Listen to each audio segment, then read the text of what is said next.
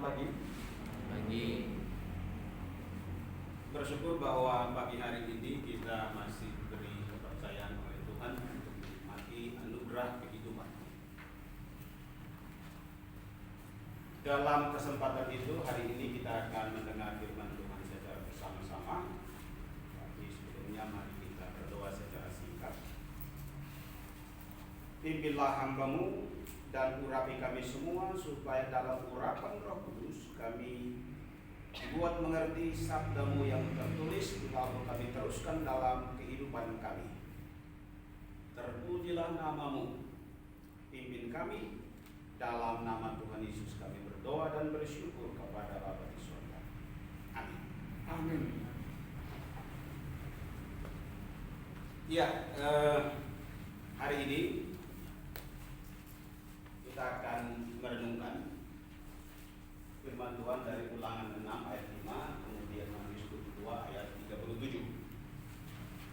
Tentu ini merupakan sebuah jawaban Yesus terhadap pertanyaan yang sifatnya pertanyaan yang mencoba.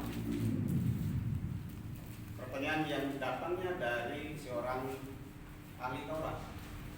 Lalu Yesus memberi jawab. Nah, jawaban Yesus itulah yang ingin kita perhatikan, lalu akan kita beri tema. Mari kita melihat beberapa terjemahan dalam bahasa Indonesia. Kalau kita membaca di dalam Ulangan 6 ayat 5, terjemahan yang pertama yang saya perhatikan dari Sabda Web. Kasihilah Tuhan Allahmu dengan segenap hatimu, dan dengan segenap jiwamu, dan dengan segenap kekuatanmu. Untuk satu A, B itu kan ada rujukan kepada strong, atau bisa diperhatikan dalam kan. Lalu dalam terjemahan yang berikut AYT, kasihilah Tuhan Allahmu dengan segenap hatimu, dengan segenap jiwamu, dan dengan segenap kekuatanmu. Perhatikan yang saya bold. Kemudian hendaklah kamu mengasihi akan Tuhan Allahmu dengan segenap hatimu, dan dengan segenap jiwamu, dan dengan segenap segala kekuatan, segala kuat. Ya, lanjut. Ya, sama. Sepenuh hati. Tunjukkan itu dalam cara hidupmu dan perbuatanmu. Kembali lagi diulangi, segenap hatimu, segenap jiwamu, segenap kekuatanmu. Ya, lanjut. Lalu dalam Matius, Yesus tentu menjawab, kasihilah Tuhan Allahmu dengan segenap hatimu, dengan segenap jiwamu, dan akal budimu. Itu hukum yang terutama. Itu jawaban Yesus atas pertanyaan seorang ahli Taurat. Kita teruskan. Ya, di sini kita juga memperhatikan hatimu, jiwamu, dan pikiranmu. Hatimu, jiwamu, pikiranmu. Oke, kita lanjut lagi. Ya, ini yang mungkin terakhir. Saya ambil yang paling bawah. Kasihilah Tuhan Allahmu dengan segenap hatimu, dengan segenap jiwamu, dan dengan segenap akal budimu. Ya, lanjut. Lalu kemudian kita mendapatkan ada sebuah terjemahan lagi, pikiranmu atau pikiranmu. Pikiranmu atau pikiranmu. Kasihilah Tuhan Allahmu dengan segenap pikiranmu. Nah, ya, berarti kita mengambil beberapa poin penting dalam melibatkan kasih. Itu ada hati dalam hubungan dengan Tuhan. Hati, jiwa, pikiran. Terus, ya, ini temanya. Jadi, ketika melihat kata demi kata, lalu saya tiba pada kesimpulan kasih. Tetapi kasih yang sifatnya ilmiah, saya sebut kasih ilmiah. Ya. Respon terstruktur terhadap visi institusi. Kita berlanjut. Kita masuk pada apa yang saya maksud dengan kasih ilmiah. kasih ilmiah yang saya maksudkan dalam bahan renungan ini yakni tindakan personal pribadi kita masing-masing yang ada di dalam sivitas akademika STT KSN maupun secara bersama-sama atau secara komunal, dalam memberi olah pikir. Kita menata pikiran kita sesuai dengan kaidah ilmiah yang didorong oleh kasih. Itu yang saya maksudkan dengan kasih ilmiah. Jadi ada, kalau di kampung saya ada yang namanya kasih yang berbentuk natural. Biasanya kalau setelah mereka panen, mereka datang kemudian membawa jagung, padi dan lain sebagainya dijejer di depan mimbar. Setelah selesai ibadah, lalu kemudian dibuat semacam tawaran kepada jemaat siapa yang mau membeli. Biasanya guru-guru yang membelinya. Itu kasih secara natural. Artinya mengambil dari hasil kebun lalu mempersembahkan kepada Tuhan. Memang Tuhan tidak butuh makan dan minum, tetapi itu tanda syukur anggota jemaat terhadap Tuhan. Jadi itu secara natural. Tetapi yang saya mau bicara adalah kasih ilmiah. Ya, ada yang saya sebut dengan kasih ilmiah era positif. Ini zaman yang sudah lama dan itu memang sangat mempengaruhi dunia ini. Bahkan era positif ini sudah begitu mempengaruhi seluruh masyarakat yang disebut dengan masyarakat ilmiah seperti kita. Jadi era ini sangat mempengaruhi. Bahkan di mana-mana, baik di sekolah tinggi maupun di universitas, era ini sangat berpengaruh. Maka orang harus mengolah pikirannya supaya sesuai dengan apa maunya era positif. Tidak boleh berbeda. Dia harus menata pikirannya, dia harus menyusun pikirannya supaya sesuatu yang diperoleh yang disebut dengan pengetahuan yang benar itu sesuai dengan era positif yang terukur. Karena positif maka sesuatu yang terukur. Atau saya sebut lagi dengan istilah mengasihi Tuhan secara kuantitatif. Lagi-lagi olah pikir yang kemudian masuk di dalam era positif yang disebut dengan era kuantitatif. Dan setiap orang yang menyebut dirinya adalah komunitas ilmiah, ia terlibat di dalam pekerjaan itu. Menggumuli Alkitab misalnya, ia berhubungan dengan tafsir-tafsir. Seorang penafsir harus juga jujur.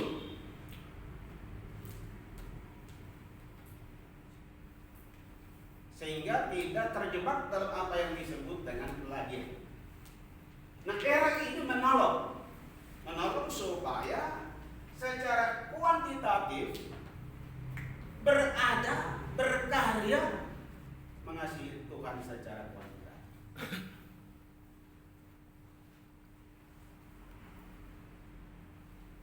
Lalu biasanya ada yang disebut dengan kesimpulan sementara.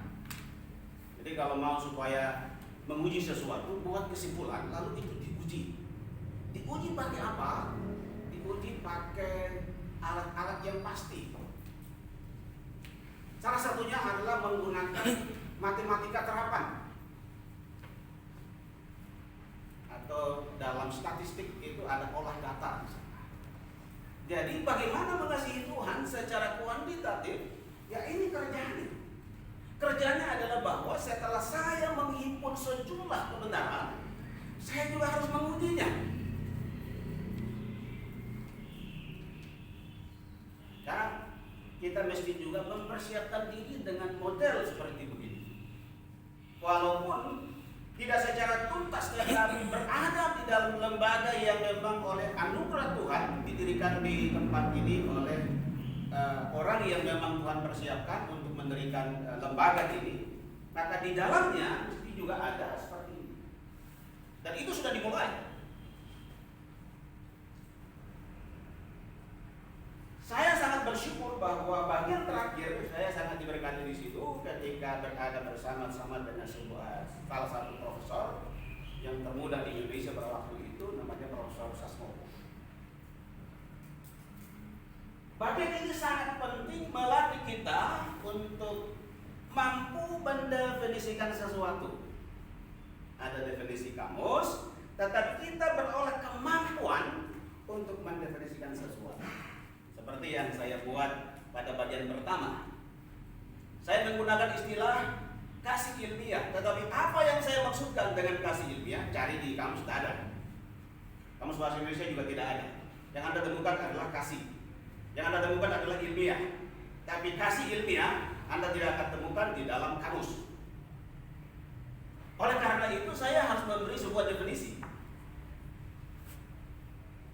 Jadi definisi harus kita buat sedemikian rupa sehingga bisa diuji dengan ilmu-ilmu yang memang sudah dihasilkan. Biasanya disebut dengan uji hipotesis. Jadi mau tidak mau, semua mahasiswa yang ada di sini, bahkan kami dosen juga harus terlibat di sini. Kemarin ketua mengirim kepada kami beberapa waktu yang lalu, ada peluang untuk menjadi asesor Sintang. Sintang itu salah satu bagian yang mengurus karya ilmiah seperti jurnal. Jadi untuk masuk ke sana, maka seorang dosen harus punya karya ilmiah paling tidak terindeks di Sinta, tapi Sinta 2. Jadi ada kategori Sinta 1, Sinta 2 sampai Sinta ke-6, sama dengan Scopus.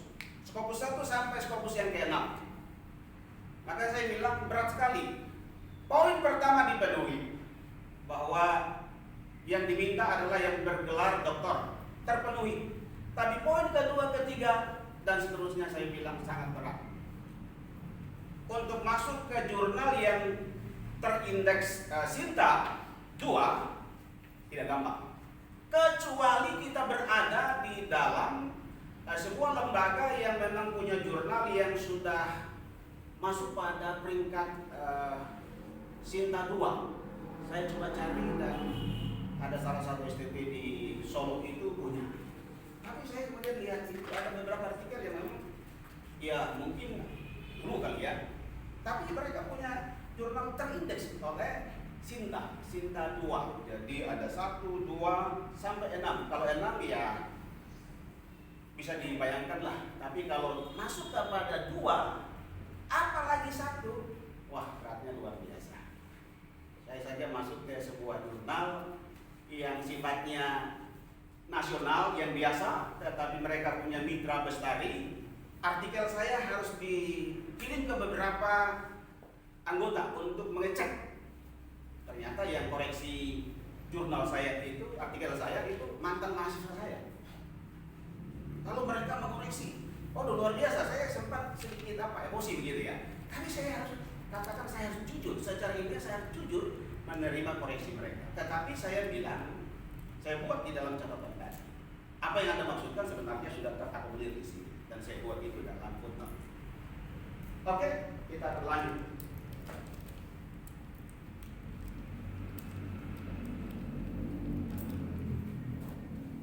Ya, jadi kalau kita mau mengasihi Tuhan secara kuantitatif, maka kita harus punya masalah. Gitu ya, kita harus punya masalah. Jangan tidak punya masalah, harus punya masalah. Ya, masalah itu bisa datang kepada Tuhan, tetapi masalah itu harus datang kepada teks-teks yang nanti menolong Anda untuk mencari jalan keluar. Jadi kita harus punya masalah. Jadi pada era positif, mengasihi Tuhan secara ilmiah, pada era positif kita harus punya masalah. Berdasarkan masalah itulah kemudian kita tentukan sebuah topik, lalu topik itu kemudian kita ingat, ini pekerjaan secara ilmiah tetapi dalam rangka mengasihi Tuhan. Kita tidak hanya mengasihi Tuhan dengan uang kita, dengan harta benda kita, tetapi kita juga mengasihi Tuhan dengan apa? Tindakan yang disebut dengan tindakan ilmiah. Saya kemarin bicara kepada seseorang.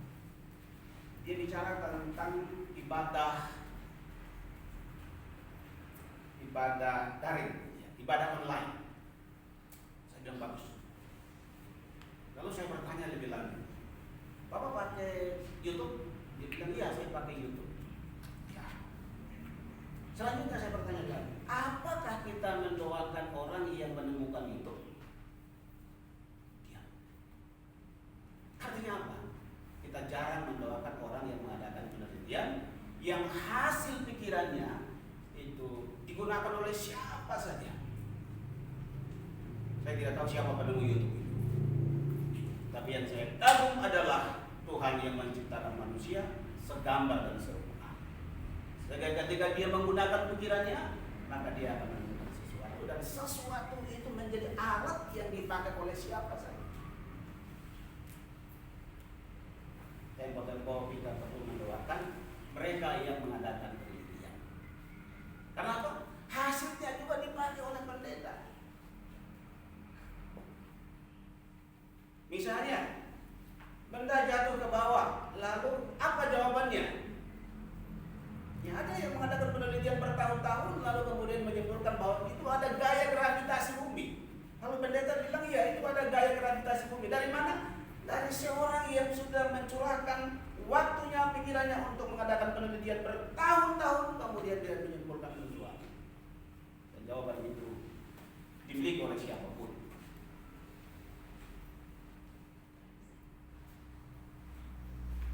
Ya, jadi kita mencari kebenaran teks dan kebenaran konteks. Apa yang disampaikan dalam buku, apa yang disampaikan dalam teks kitab suci, lalu dihubungkan dengan apa yang sedang ada di dalam kehidupan jemaat. Apakah ia sesuai? Jadi ada kebenaran teks, tapi juga ada kebenaran konteks. Sehingga dua-duanya dipadukan menjadi sebuah kebenaran atau disebut dengan pengetahuan yang benar. Sehingga itu kemudian menjadi milik kita dalam pikiran kita, tetapi juga bisa menjadi milik orang lain.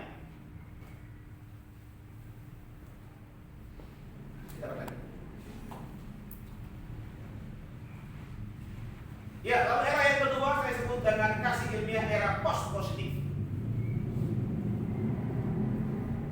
Ya, ini mungkin belum banyak dimengerti oleh adik-adik yang masih semester 2. Tapi Anda sedang bergumul dalam setiap mata kuliah. Anda sedang bergumul dalam setiap mata kuliah, tinggal Anda mau pakai yang mana. Yang pertama atau yang kedua, dan yang ketiga nanti. Atau mengasihi Tuhan secara kualitatif. Tadi saya sebut bahwa bagaimana kita mengolah pikiran, baik secara kuantitatif maupun secara kualitatif. Apa yang benar dari tahu atau pengetahuan tidak berdiri pada kebenaran teks, buku-buku, jurnal, prosedur dan lain sebagainya, tetapi juga dari kebenaran konteks. Jadi, jangan bicara sebuah pengetahuan yang benar berdasarkan kata buku, tetapi ia juga harus melihat apa yang sedang terjadi dalam konteks. Maka ada yang bicara tentang kebenaran teks dan kebenaran konteks. Kalau ini dia bilang kebenaran itu lebih berpihak kepada yang konteks, gitu ya. Karena prosesnya di sini sangat luar biasa untuk mendapatkan sebuah kebenaran. Dalam konteks itu dia memang prosesnya secara alamiah. Nanti dia mendapat sesuatu dalam dirinya yang kemudian dipadukan.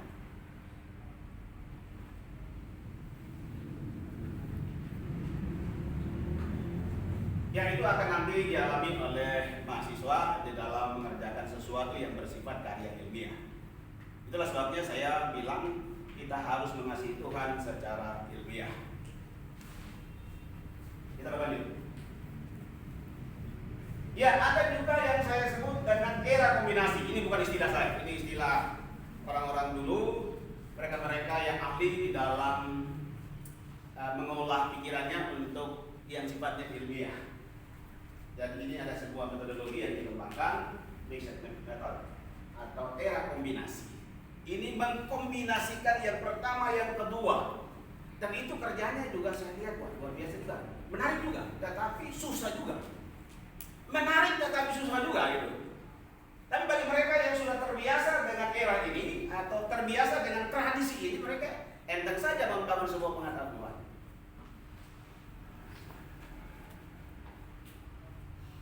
Jadi era kasih ini menghendaki penggunaan akal dalam mengasihi Tuhan dengan mengkombinasi era kasih positif dan era post positif. Era positif itu maksudnya kuantitatif, era post positif yang saya maksudkan adalah kualitatif.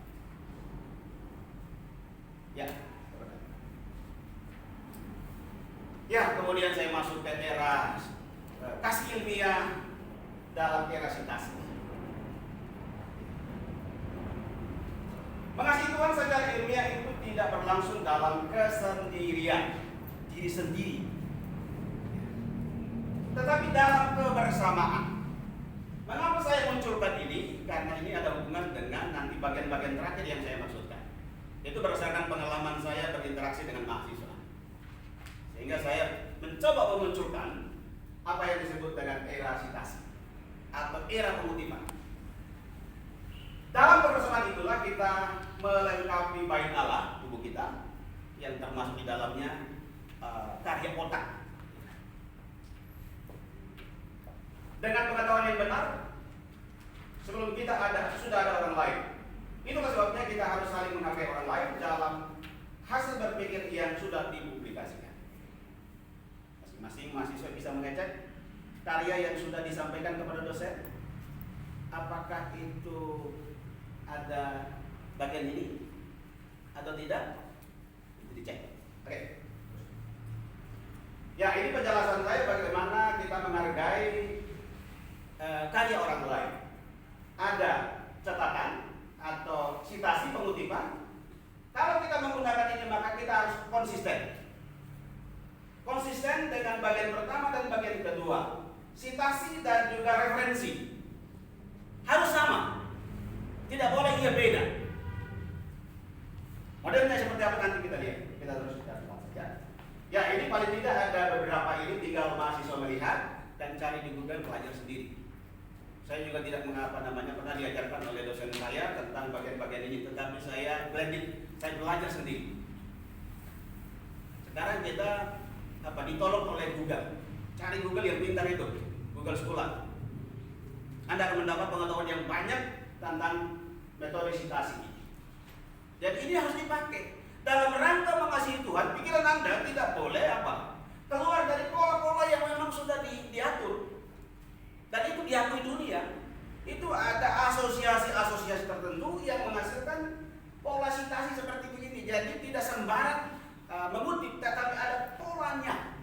Jadi dalam rangka mengasihi Tuhan secara akal budi, maka ada pola-pola yang mesti diperhatikan. Ada pola-pola yang mesti diperhatikan. Ya, di Latin ada objek, kemudian opera citato dan loco citato. Ini Latinnya gitu ya.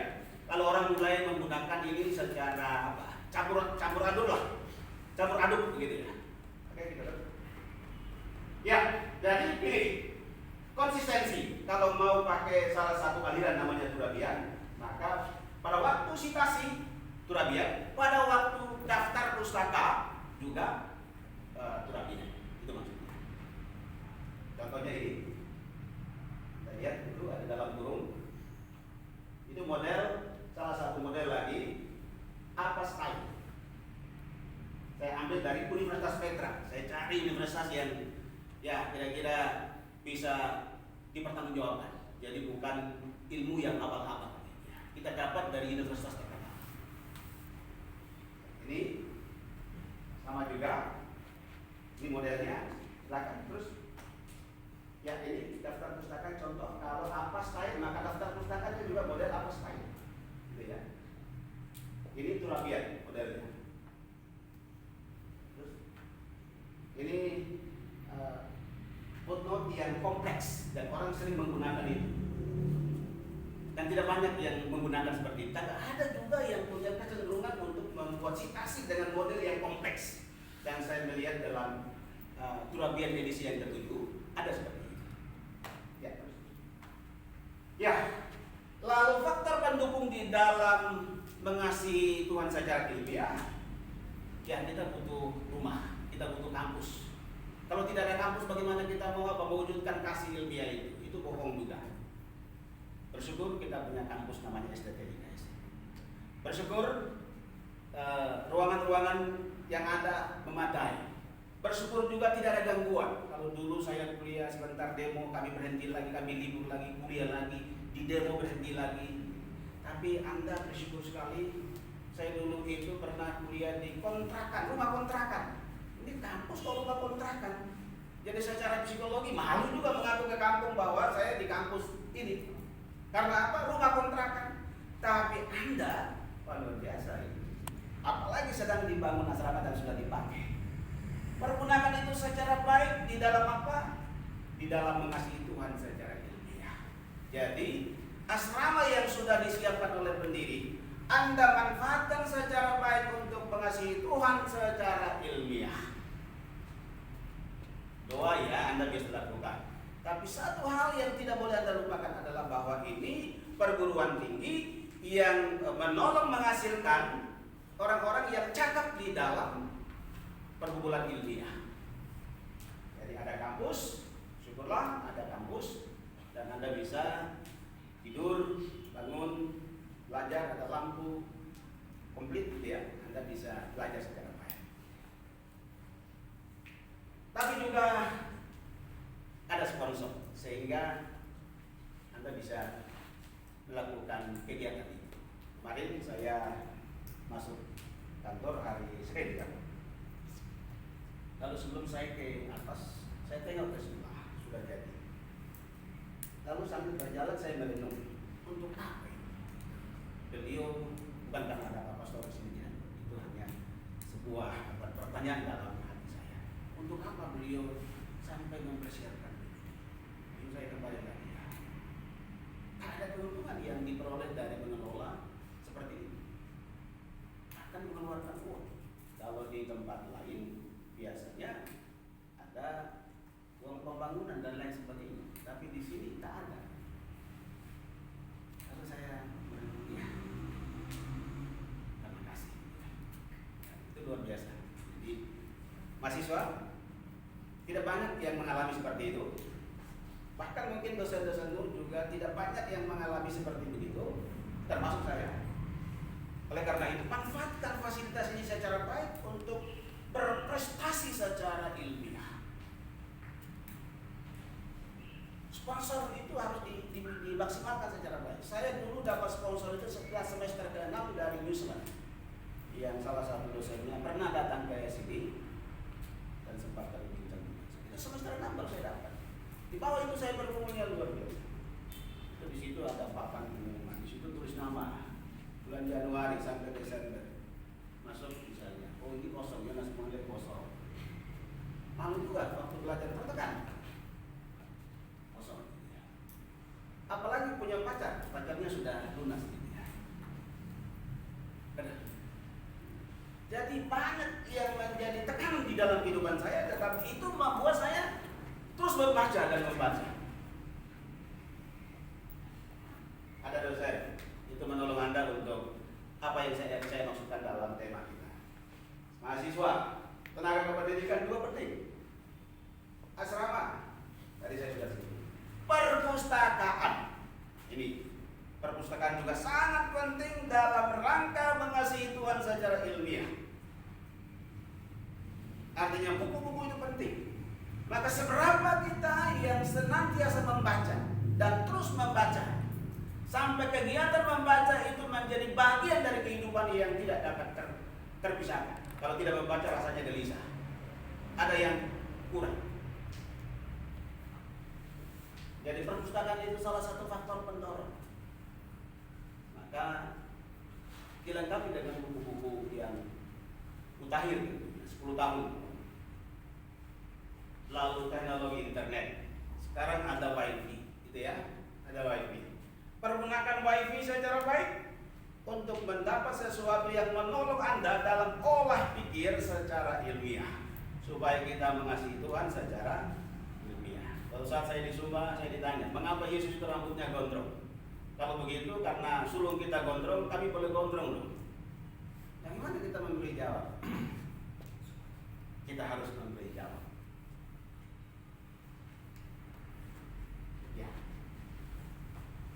Lalu pengalaman saya dalam sebuah mata kuliah namanya desain kurikulum sekolah minggu. Suatu saat mata kuliah ini hampir nyaris tidak muncul.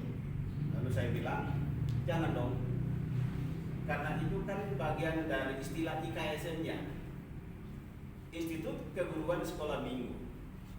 Dan biarkanlah itu dia ada di situ. Karena apa? Saya bilang, saya argumennya adalah Institut Keguruan Sekolah Minggu. Jadi kalau muncul nama ini, paling tidak juga dia berhubungan dengan semangat yang dikembangkan di tempat ini. Jadi saya bilang jangan dihilangkan. Ya, ini tetap ada dan sedang berlanjut. Jadi tujuan yang ingin kita mau capai di sini, supaya nanti kalau suatu saat saya tidak mengajak mata kuliah ini lagi, bahwa tujuannya adalah bagaimana mahasiswa punya kemampuan membuat kurikulum sekolah minggu, itu saja. Jadi bagaimana mahasiswa punya kemampuan membuat kurikulum sekolah minggu dengan mengambil teori-teori umum ke dalam apa yang disebut dengan kurikulum sekolah minggu. Paling tidak kita berdasarkan definisi itu, kita mendapatkan 4 komponen. Buatlah tujuan sekolah minggu. Apa tujuan sekolah minggu? Kalau baca dari Alkitab, tentukan tujuan. Teks yang dibaca, tentukan tujuan. Apa tujuannya? Tentu menggunakan kata kerja operasional. Dan saya sudah memberi tugas kepada mahasiswa dan sangat luar biasa mahasiswa meresponinya secara baik. Bahkan 1000 kata, mereka sudah sangat cepat sekali. Mahasiswa semester 2 itu luar biasa, gitu ya. Saya senang. Itu membuat saya juga bersemangat. Tetapi sitasi belum ada. Maka tadi saya singgung. Sitasi ya, harus ada sitasi supaya tidak kesannya copy paste. Lalu berdasarkan tujuan itu cari materi, prosesnya apa, strateginya, metodenya, medianya, lalu masuk kepada penilaian. Inilah yang saya akomodir dalam apa yang disebut dengan desain kurikulum, tetapi kemudian berlanjut.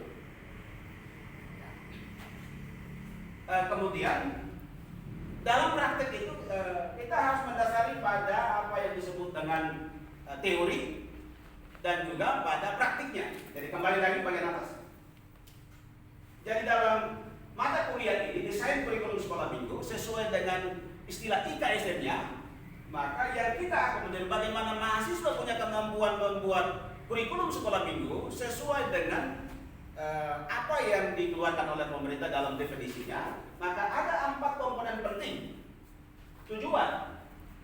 Apa perubahan yang kita harapkan terjadi dalam diri anak sekolah minggu berdasarkan teks yang kita pilih? Mesti kita tentukan tujuannya. Maka saya sedang menyuruh mahasiswa untuk mencari kata kerja operasional, KKO, baik untuk kognitifnya, afektifnya, psikomotoriknya. Sehingga ketika latihan membuat tujuan, Anda sudah terampil. Terampil menggunakan KKO, kata kerja operasional.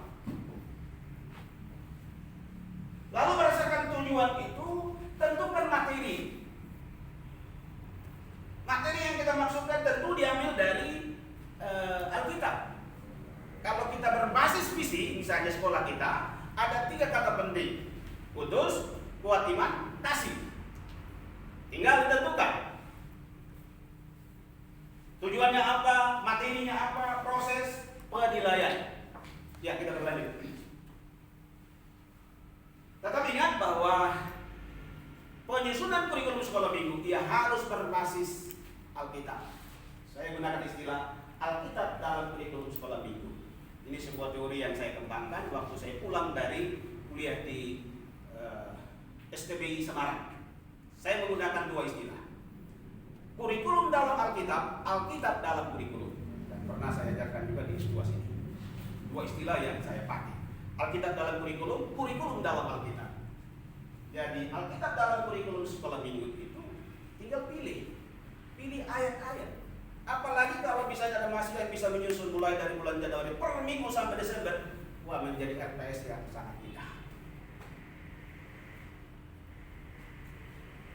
Ya, lalu ada temanya, itu berbasis visi kita, kudus, kuat iman, dan kasih. Bagaimana nanti kita akomodir dalam desain kurikulum sekolah minggu, itu sedang nanti akan kami lakukan bersama dengan mahasiswa. Ya, kita teruskan saja. Ya, ini lanjut saja. Ya,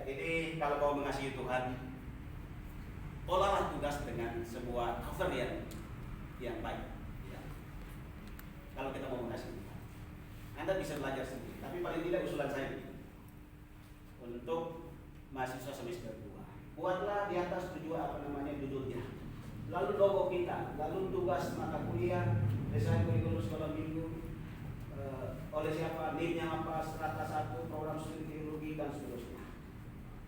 Dan rencana kita kalau sukses maka kita akan masuk di salah satu media yang juga dipakai secara ilmiah oleh banyak perguruan tinggi, OSF.io, dan itu jarang dipakai oleh dosen-dosen teologi juga. Padahal itu gratis, tetapi ia bisa terindeks oleh Google Scholar. Dan kalau ke Sinta ya salah satunya diminta begitu. Jadi kalau misalnya kita mau supaya ada kebersamaan dosen dengan mahasiswa dalam sebuah penelitian, bisa masuk ke OSF.io. Ya, terus. Selamat berkarya dalam kasih dunia di Indonesia. Terima kasih.